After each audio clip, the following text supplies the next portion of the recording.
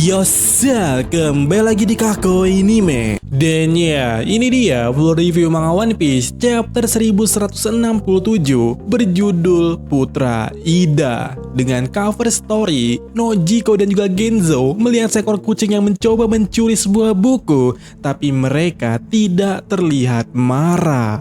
Wop, apakah Nami akan...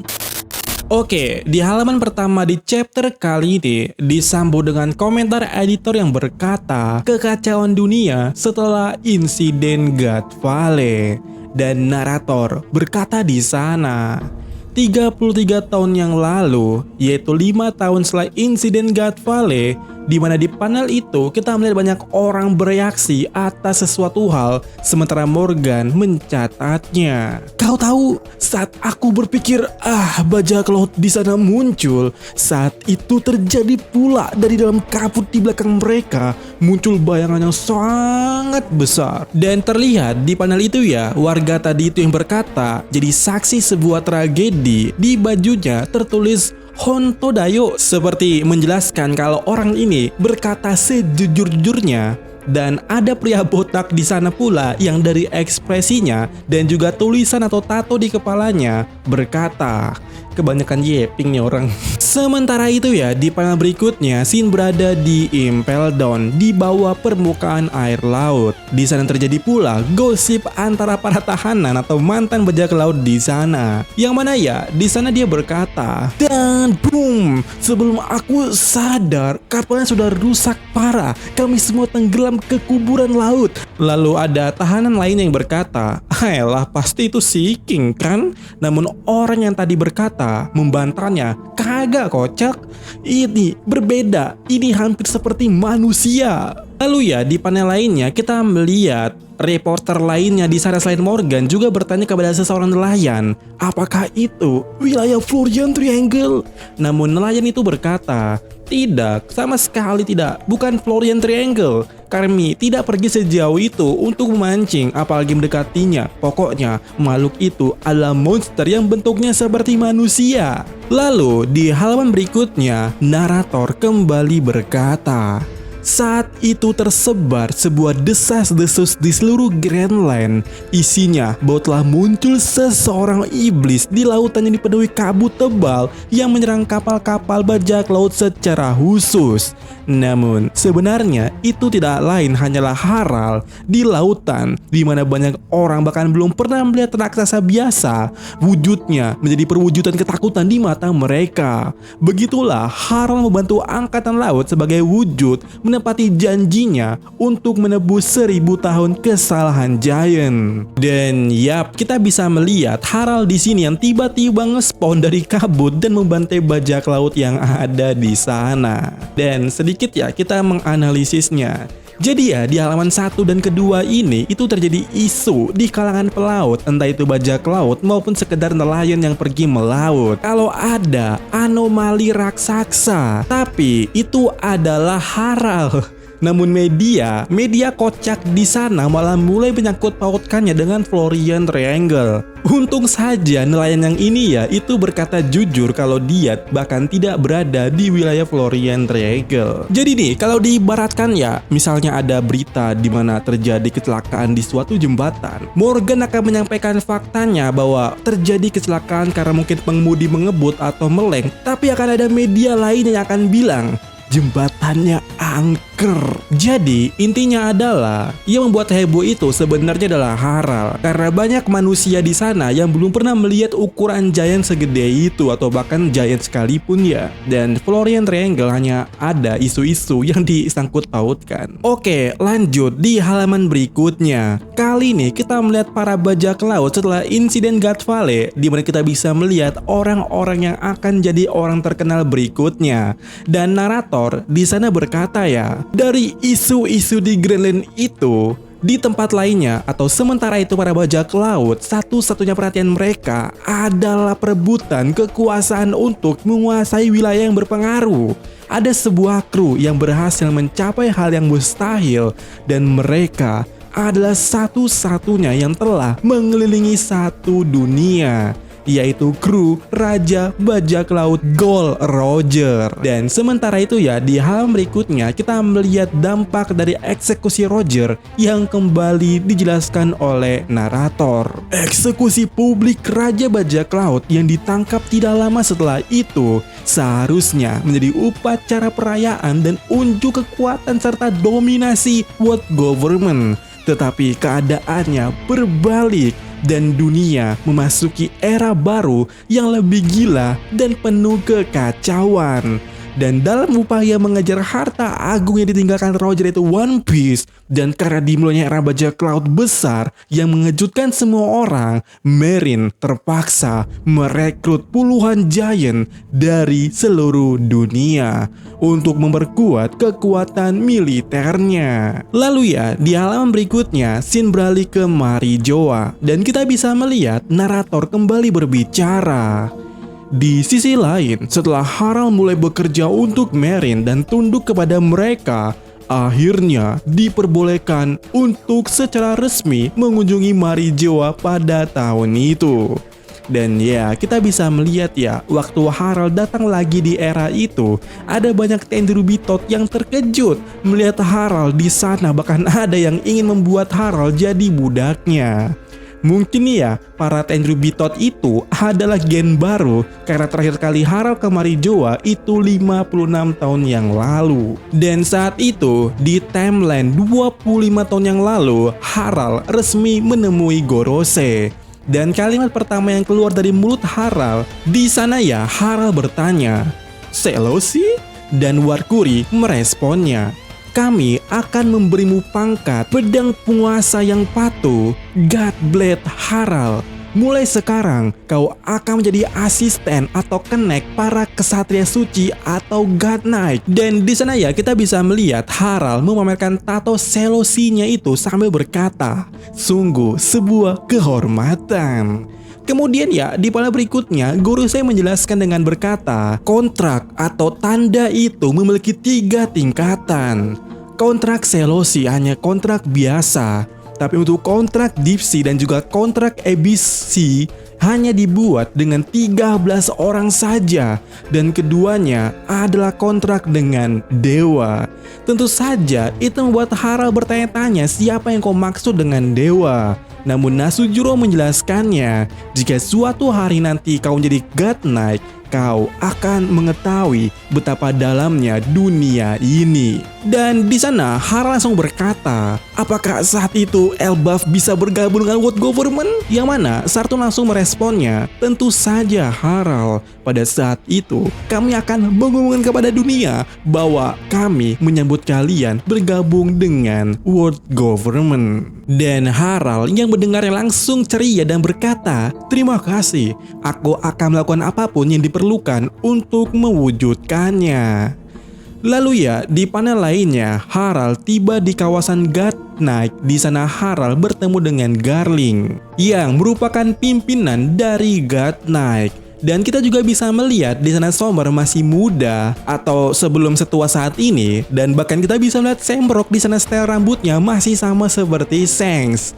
Lalu Garling berkata di sana, apa yang sedang dipikirkan yang mulia? Dan Somber juga berkata di sana, apakah Raja Elbaf benar-benar akan menaati kita?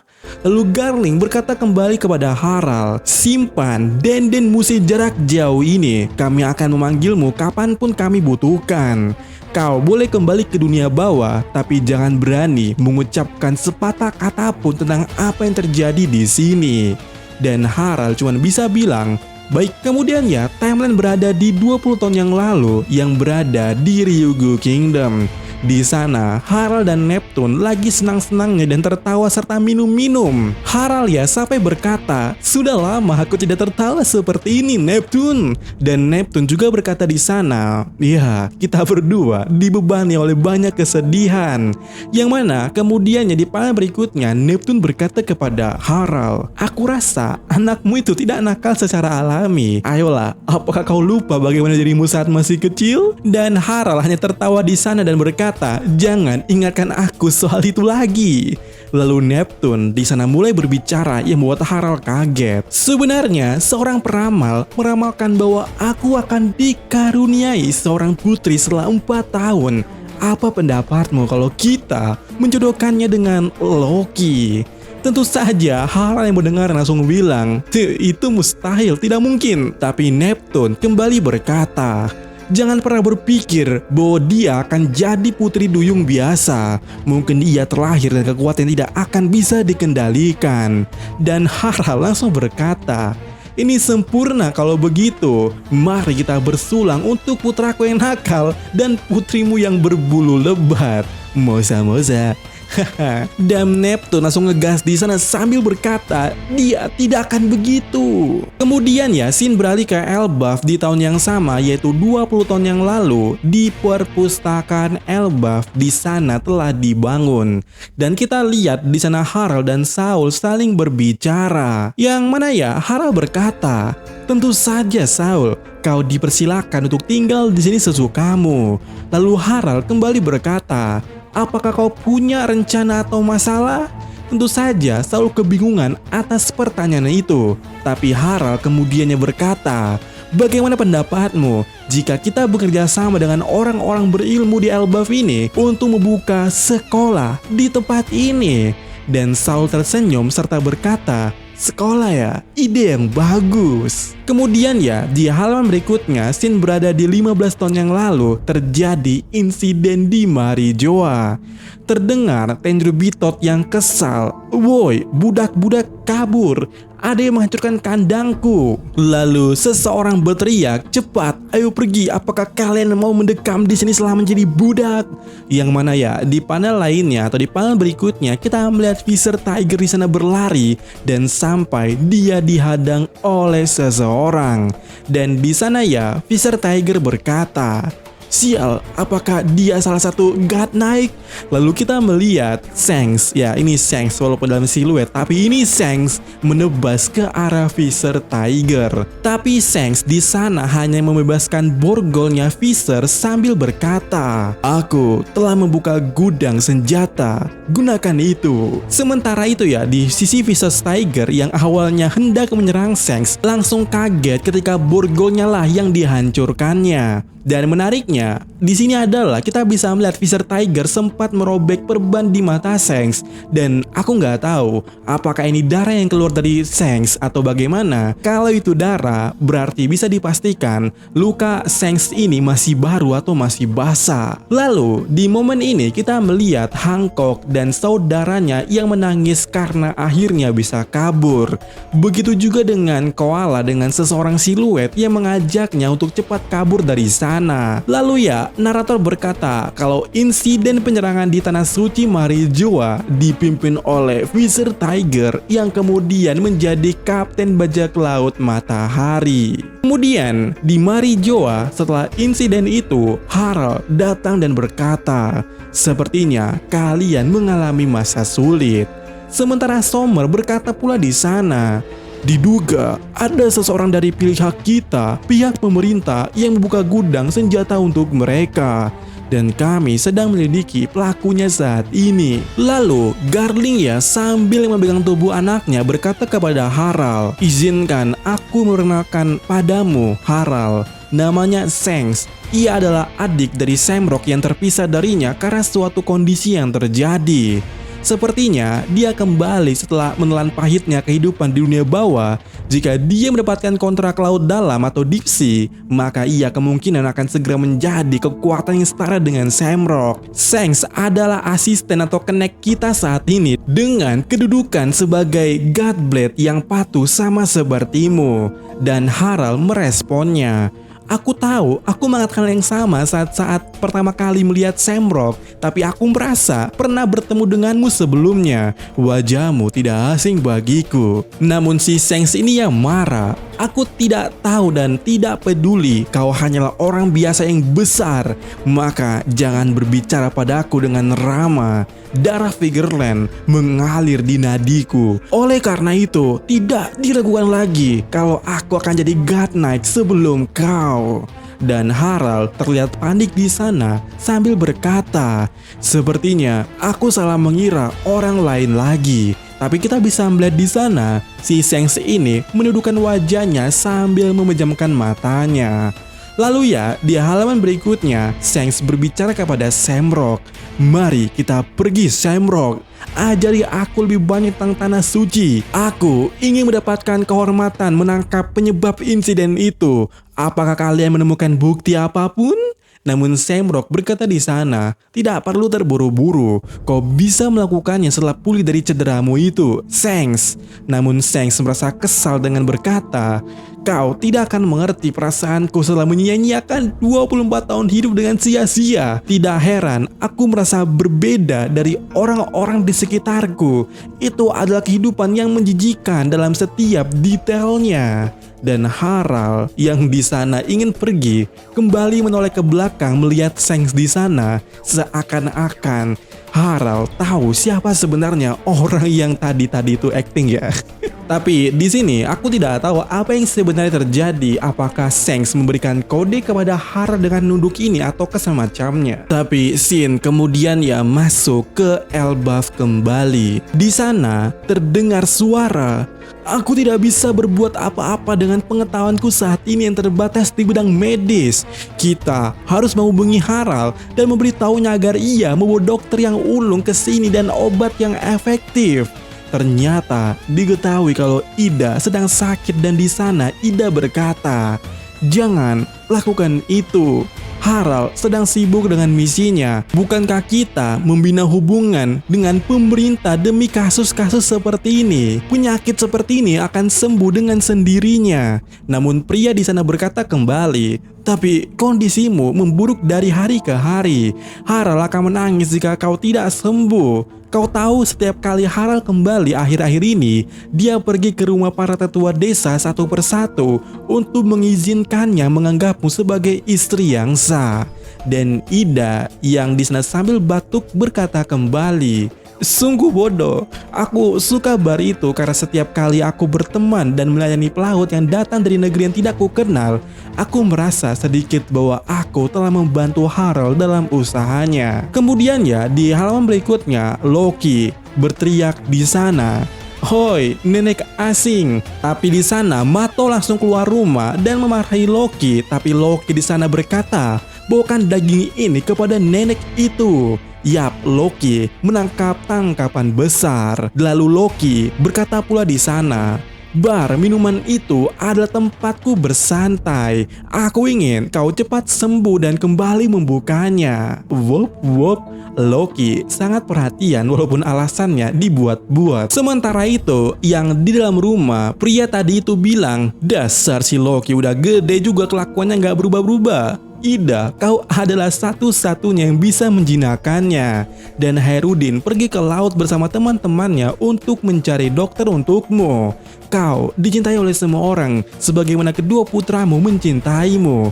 Namun Ida berkata di sana, "Biasa saja. Penyakit ini sangat ringan, kalian terlalu melebih-lebihkannya. Tapi aku senang dan bahagia atas perhatian kalian."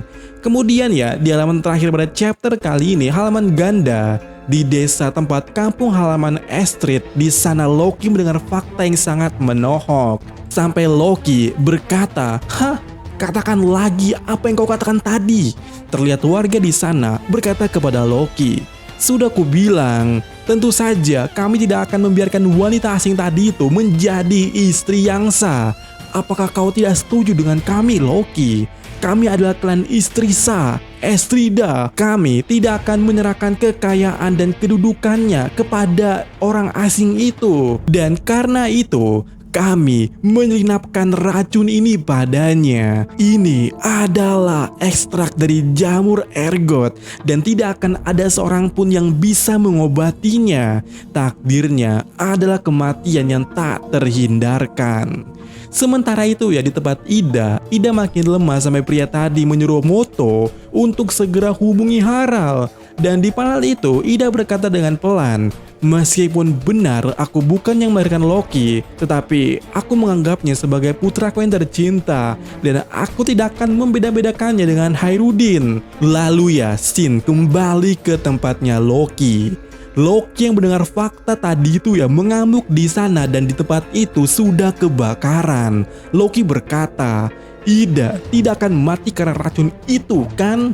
Lalu Loki mencekik warga tadi itu yang meracuni Ida dengan berkata, aku belum dan tidak akan pernah lupa bahwa ibu kandungku sendiri membenciku dan bahwa dia melemparku ke dunia orang mati untuk menyingkirkanku. Harta apa yang sedang kalian bicarakan tadi, dasar klan sampah? Jawab aku sekarang. Ida tidak akan mati kan?